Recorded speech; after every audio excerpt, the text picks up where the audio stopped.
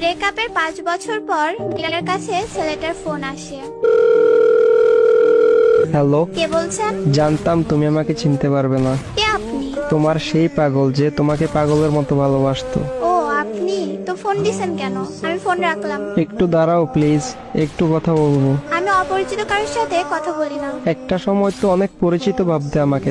কালকে তোমার বিয়ে, তাই না? শুনেছেন যখন, তাহলে আবার বলছেন কেন? তোমার মুখ থেকে শুনতে চাই। ঠিকই শুনছেন, কালকে আমার বিয়ে। কি বলবেন বলেন। তোমার সাথে যেদিন শেষ কথা হয় সেদিন একটা কথা বলেছিলাম, মনে আছে? কি কথা?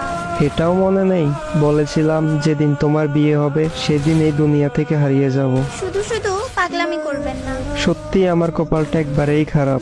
ভেবেছিলাম আমার মুখে কথা শুনে বলবে তুমি কি ভেবেছো, তুমি মরে গেলে আমি বেঁচে থাকবো, কিন্তু ভুল ভেবেছিলাম। তুমি তো আমাকে ভালোই বাসনি কোনোদিন।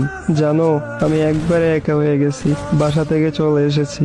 আমি থাকলে নাকি সবার সমস্যা হয়। এমন ভাবে কথা বলছেন কেন? বিষ খেয়েছি তো, তাই এমন একটু কষ্ট হচ্ছে। সমস্যা নাই, একটু পরে নিশ্চুপ হয়ে যাব। কি কি কেন এমন করছো? জানো, আমার অনেক কষ্ট হচ্ছে। তুমি এখন কোথায় আছো? বলতে পারবো না, আর জেনেও কোনো লাভ নেই। আমাকে বাঁচাতে পারবে না। মৃত্যুর আগে একটু কথা বলবো তোমার সাথে, শুনবে? বলো কোথায় আছো? ওই এত কান্না করছো কেন? একটুও কান্না করবে না।